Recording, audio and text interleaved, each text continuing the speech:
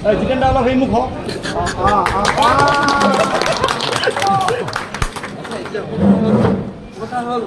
কথা হ'ল কাৰণ চাবি বঢ়িয়া সম্মানিত সদস্য আৱাজ কৰ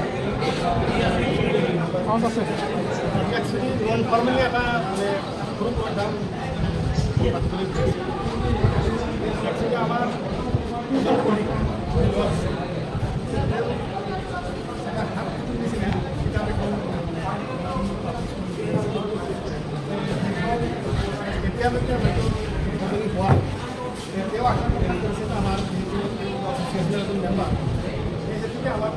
সভাপতি মহোদয়ৰ হাতেৰে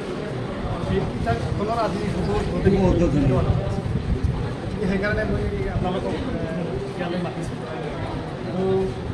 এই কিতাপখন ফৰ্মেলি উদ্বোধন কৰাৰ আগত আমাৰ সন্মানীয় সভাপতি মহোদয় একজনৰ আগতে কৈ তাৰপিছত এই কিতাপখন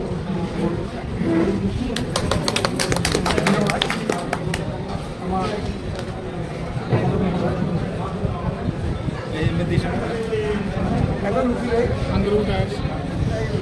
মাতৃত্বকে স্কুলত জন্ম দিয়াত মানে এডমিশ্যন দিয়াৰ পৰা মৃত্যুৰ আগমুহূৰ্তলৈ কৰিব লাগে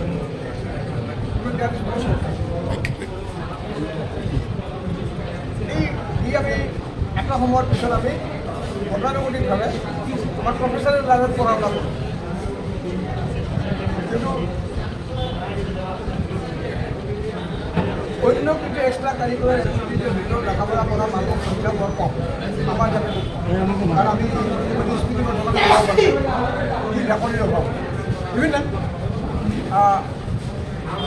বড়রা আইন মহাবিদ্যালয়ে বড় এখন কিতাব স্পার্ক অফ কলেজ বাইলেন্টার এটা গঠন করেছে এস কে শর্মা করেছে পরবর্তী সময়ছোৱাত এস কে শৰ্মা স্যাৰে আমাৰ গীত চৌধুৰী অসমীয়াৰ সামৰি কৰা CPC এখন এইটো সেইদিনাখন আমাৰ এগৰাকী তোমাৰ কৰিলে মানে একদম হেভিলি এপ্ৰিচিয়েট আমাৰ কাৰণে এইটো মানে ভাল দেখাৰ প্ৰয়োজন আছে সব বস্তু গুচি যাব এই লেখনিখন আনি ইতিমধ্যে মই বাথৰুমত দেখিছোঁ লেখিনপত্ৰ দেখিছোঁ বেক চাইডৰ লেখিনপত্ৰ দেখিছোঁ কণ্টেক্সটো আমি পঢ়াৰ সুযোগ পোৱা নাই ডেফিনেটলি পাছফালৰ যিখিনি তেওঁ ইনফৰ্মেশ্যন দিছে সেইখিনিয়ে এজন এই ইলেকশ্যনত যিয়ে কণ্টেষ্ট কৰিব তাৰ কাৰণে প্ৰয়োজনীয় বস্তু ভিতৰত গোটেইখিনি কথা দিছে আশা ৰাখিম আমি আমাক এটা সুযোগ দিছে আজি এইখন ইয়াত বেলেগত কৰোঁ আমি তেওঁক ছাপোৰ্ট দিব লাগে আৰু ভৱিষ্যতেও এই এংগেলটো আছে যিহেতু তেওঁ চেনেলৰ লগত জড়িত কি চেনেল কৈ দিবি এতিয়া এই গ্ৰুপটি আছেই খালি আমি অলপ এনকাৰেজ কৰিব লাগে আমি ছাপোৰ্ট দিব লাগে মই এইখিনিয়ে ক'ব খুজিছোঁ এইকাৰণে মই বেছি এটা অনপেন দিম বেছি এটা মোৰ আৰম্ভ হৈছে আৰু লগতে মই ইয়াৰ পৰাও লগৰকে বিদায় লওঁ আজি পুলিচবিলাকক কিবা আইন শিকাব লাগে শিকাব লাগিব উপায় নাই মই অত্যন্ত কামনা কৰিছোঁ আৰু মই আনুষ্ঠানিকভাৱে মই শুভ উদ্বোধন কৰিলোঁ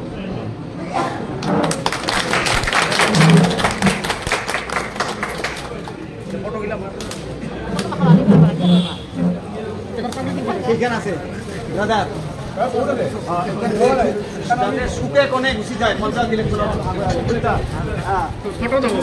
আচ্ছা তোমাক এতিয়াই না দিলে ভাল হ'ব এই যে 100 টকা মই ল'লোৱে থেংক ইউ মই প্ৰথম দে গাহক আমি ভিডিঅ'ৰ উত্তৰটো কামনা কৰোঁ ভৱিষ্যতে যাতে হয়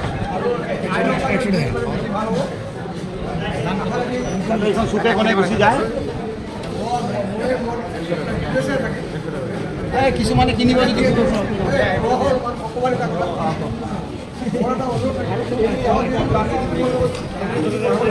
হয় লিখা মেলা কৰি থাকে প্ৰেছ লোৱাৰ ওপৰত আজিকালি মানুহবিলাক আমাৰ যিবিলাক হেৰি আছে সাংবাদিক আছে সাংবাদিকবিলাকে বেলেগে বেলেগে আৰু কেইজন সেইকাৰণে সাংবাদিকবিলাকক বৰ্তমান ফিক্সটো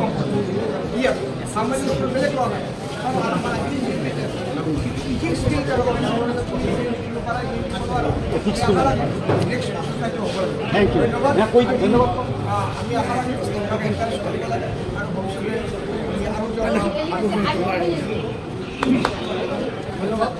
ঠিক আছে ৰঞ্জন লওক এখন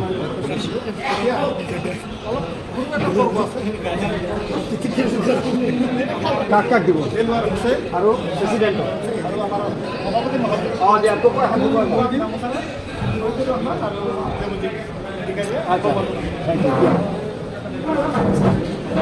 জিতেন দা অলপ সেই মুখ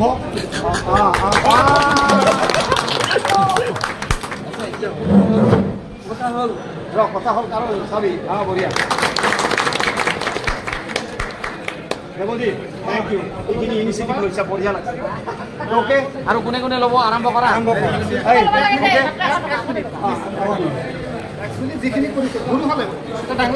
যথেষ্ট যথেষ্ট মানে আপুনি যে চিন্তা কৰিছে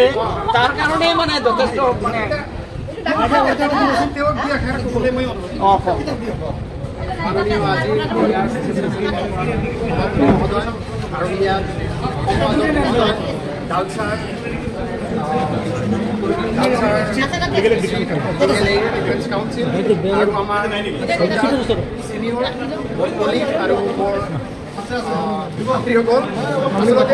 মনত ইচ্ছা থাকে আমি বহুতো কাম কৰিব পাৰোঁ গতিকে মোৰ মনত এটা ইচ্ছা আছিল যে আমি উকিলবিলাকে বা মই আচলতে সংস্থা এটা লিখাৰ কাৰণে বহুদিনৰ পৰাই চেষ্টা কৰি আছিলোঁ চেষ্টা কৰাৰ পিছত নিৰ্বাচন সীমান্তত বহুতো কথা আচলতে সাধাৰণ মানুহে নাজানে ভোটাৰৰ সংখ্যা কিমান হ'ব লাগে বাল্য বিবাহত জড়িত হ'লে যে পঞ্চায়ত নিৰ্বাচন অৱতীৰ্ণ হ'ব নোৱাৰে এইখন কিতাপত মই 5টা কেছ উল্লেখ কৰিছোঁ 2018 চনত নিৰ্বাচন অনুষ্ঠিত হৈছিল গাঁও পঞ্চায়তৰ আৰু কিছুমান মানুহে নিৰ্বাচনত অৱতীৰ্ণ হৈ জিকাৰ পিছত এটা সাধাৰণ মানুহে অভিযোগ দিয়াৰ পিছত জিকা প্ৰাৰ্থীজনক আচলতে আমি ডিছকুৱালিফাই কৰিব পাৰোঁ পঞ্চায়ত নিৰ্বাচন হৈ যোৱাৰ পিছত কোনোবাই জিকিলে যদি তেখেতৰ কিবা শ্বৰ্ট কামিংছ থাকে জিকাৰ পিছতো সাধাৰণ মানুহে অভিযোগ দিয়াৰ পিছত তেখেতৰ পদৰ পৰা আমি অপসাৰণ কৰিব পাৰোঁ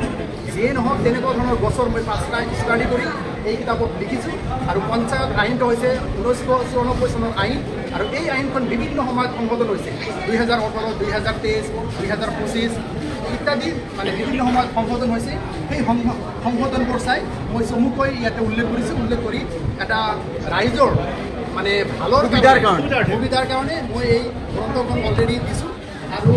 ইউটিউব চেনেলত যথেষ্ট এই মানে এই টপিক্সৰ মানুহে চাইছে শিলচৰৰ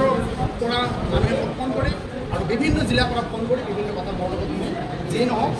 আপোনালোকৰ সহায় সহযোগিতা পাইছোঁ ধন্যবাদ জ্ঞাপন কৰিছোঁ সকলোকে আপোনালোকে সুন্দৰ এটা ইনিচিয়েটিভ লৈছে মোৰ গ্ৰন্থ উন্মোচন কৰি দিয়াৰ বাবে সকলোকে ধন্যবাদ জ্ঞাপন কৰিছোঁ। Thank U